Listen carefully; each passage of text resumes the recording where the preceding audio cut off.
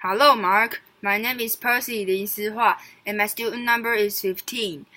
I major in English and I am a junior at NCUE. Today's speech title is The Disarming Case to Act Right Now on Climate Change by Greta Thunberg.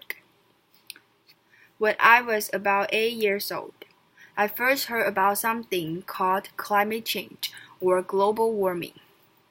Apparently, that was something humans have created by our way of living. I was told to turn off the lights to save energy and to recycle paper to save resources. I remember thinking that it was very strange that humans, who are an animal species among others, could be capable of changing the Earth's climate. Because if we were, and if it was really happening, we wouldn't be talking about anything else.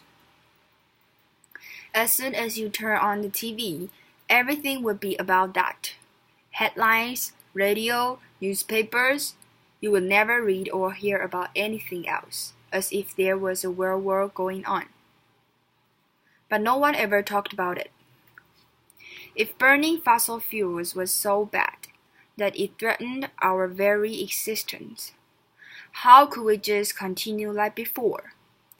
Why were there no restrictions? Why wasn't it made illegal? To me, that did not add up. It was too unreal. So when I was 11, I became ill. I fell into depression, I stopped talking, and I stopped eating. In 2 months, I lost about 10 kilos of weight.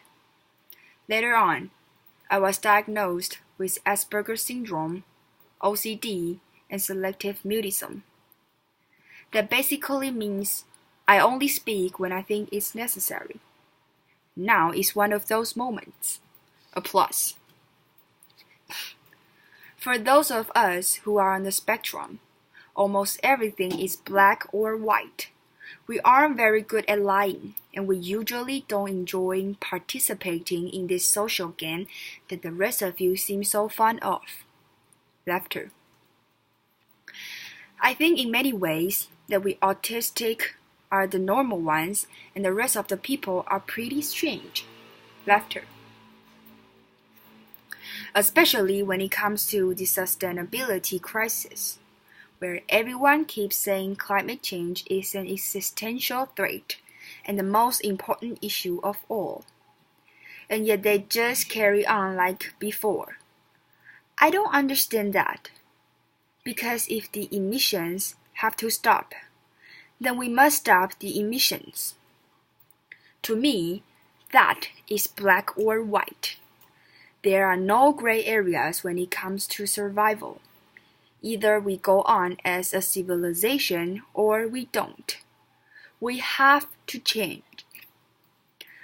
Rich countries like Sweden need to start reducing emissions by at least 15% every year, and that is so that we can stay below a 2-degree warming target. Yet, as the IPCC have recently demonstrated, aiming instead for 1.5 degrees Celsius will significantly reduce the climate impact.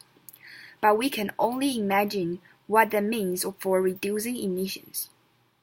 You would think the media and every one of our leaders would be talking about nothing else, but they never even mention it. Nor does anyone ever mention the greenhouse gases already locked in the system. Nor the air pollution is hiding a warming so that when we stop burning fossil fuels, we already have an extra level of warming, perhaps as high as 0.5 to 1.1 degrees Celsius. Furthermore, there's hardly anyone speak about the fact that we are in the midst of the 6th mass extinction, with up to 200 species going extinct every single day, that the extinction rate today is between 1,000 and 10,000 times higher than what is seen as normal.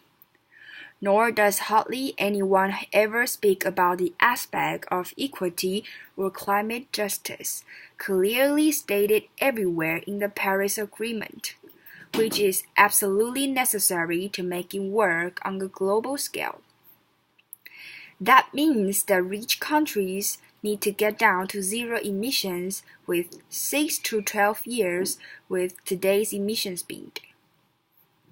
And that is so that people in poorer countries can have a chance to heighten their standard of living by building some of the infrastructure that we can have already built, such as roads, schools, hospitals, clean drinking water, electricity, and so on. Because how can we expect countries like India or Nigeria to care about the climate crisis if we who already have everything don't care even a second about it, or our actual commitments to the Paris Agreement? So, why are we not reducing our emissions? Why are they in fact still increasing? Are we knowingly causing a mass extinction? Are we evil? No, of course not. People keep doing what they do because the vast majority doesn't have a clue about the actual consequences of our everyday life. And they don't know that rapid change is required. We all think we know, and we all think everybody knows, but we don't. Because how could we? If there really was a crisis, and if this crisis was caused by our emissions, you will at least see some signs, not just flooded cities, tens of thousands of dead people, and whole nations leveled to piles of torn down buildings. You will see some restrictions, but no. And no one talks about it. There are no emergency meetings, no headlines, no breaking news. No one is acting as if we were in a crisis. Even most climate scientists or green politicians keep on flying around the world, eating meat and dairy. If I live to be 100, I will be alive in the year 2103. And you think about the future today. You don't think beyond the year 2050. By then, I will, in the best case, not even have lived half of my life.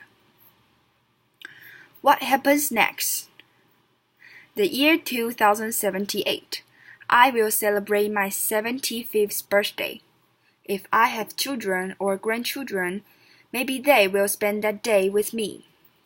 Maybe they will ask me about you, the people who were around back in 2018. Maybe they will ask why you didn't do anything while there still has some time to act. What we do or don't do right now will affect my entire life and the lives of my children and grandchildren. What we do or don't do right now, me and my generation can undo in the future. So when school started in August of this year, I decided that this was enough. I sat myself down on the ground outside the Swedish parliament. I school striked for the climate. Some people say that I should be in school instead. Some people say that I should study to become a climate scientist so that I can solve the climate crisis. But the climate crisis has already been solved. We already have all the facts and the solutions. All we have to do is to wake up and change. And why should I be studying for a future that soon will be no more when no one is doing anything whatsoever to save that future? And what is the point of learning facts in the school system when the most important facts given by the finest science of that same school system clearly means nothing to our politicians and our society? Some people say that Sweden is just a small country and that it doesn't matter what we do. But I think that if a few children can get headlines all over the world just by not coming to school for a few weeks, imagine what we can all do together if we wanted to. Applause. Now, We're almost at the end of my talk, and this is where people usually start talking about hope, solar panels, wind power, circular economy, and so on. But I'm not going to do that. We've had 30 years of pep talking and selling positive ideas. And I'm sorry, but it doesn't work. Because if it would have, the emissions would have gone down by now. They haven't. And yes, we do need hope. Of course we do. But the one thing we need more than hope is action. Once we start to act, hope is everywhere. So instead of looking for hope, look for action. Then, and only then, hope will come. Today, we use 100 million barrels of oil every single day. There are no politics to change that. There are no rules to keep that oil in the ground. So we can't save the world by playing by the rules, because the rules have to be changed. Everything needs to change, and it has to start today. Thank you. Applause.